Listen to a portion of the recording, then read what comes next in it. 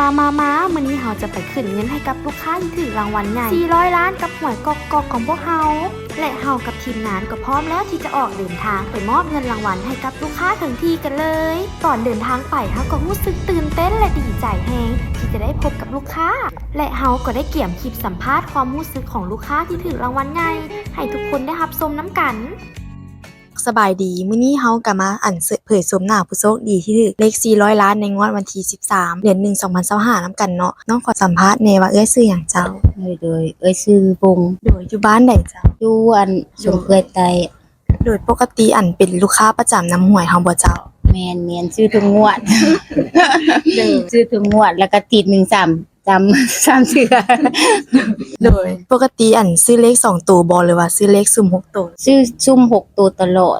ก็2ตัว3ตัวก็ซื้อแต่ว่าบ่ได้ซื้อหลายซื้อฮูละพันจังซี่แหละโดยเฮาสิบ่ได้ซุ่มคือเอ้ยบ่สิได้ถึง400 ล้านความรู้สึกเป็นจังไดที่ว่าถึงเลข400 ล้านเจ้าดีใจหลายดีใจหลายบ่ฮู้ว่าสิได้เห็นเงินก้อนใหญ่ๆจังซี่เนาะตื่นนอนบ่หลับแล้วก็นอนดึกแม่ก็เลยนอนบ่หลับเป็นสิวดิบ่จะเป็นสาวจนมาฮอดเฒ่าดิบ่เคยเป็นสิวมันเป็นไฟมาให้โชคบ่บ่หยอกแล้วนี่นะ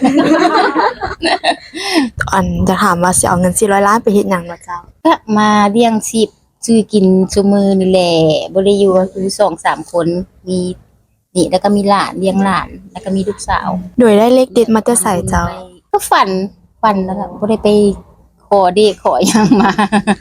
คิดว่าได้ตัวดีมาสิไปทำบุญให้ฝันเห็นแบบพี่น้องแล้วก็เป็นหมู่แล้วก็เป็นพี่น้องแบบเพิ่นเสียไปแล้วนะ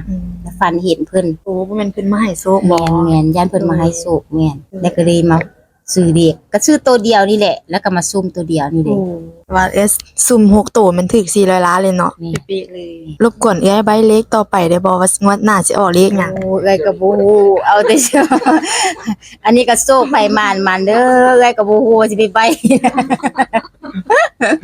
ป่วยกอกๆนี่ได้เงินแท้เด้อพี่น้องไผถึกนี่เพิ่นเอามาให้ฮอดเฮือนนี่บ่นี่นะบ่ได้ไปเอาซ้ำมื้อเช้านี่ตั้งใจว่าสิไปเอาแล้วบ่โทรมาบอกว่าสิมาฮอดเฮือนโอ้ยแฮงดีแล้วเนาะว่าบ่ได้ไปถึกแล้วเพิ่นก็มาฮอดเฮือนป๊าบเลยได้กับมือเลยโดยเฮาก็รบกวนเว้าสโลแกนนำเฮาได้บ่เจ้าซื้อง่ายจ่ายง่ายซื้อง่ายจ่ายง่ายสะดวกว่องไวปลอดภัยกับหวยกอกปลอดภัยกับหวยกอกโดยใจเด้อเฮงเด้อโชคดีเด้อ400 ล้าน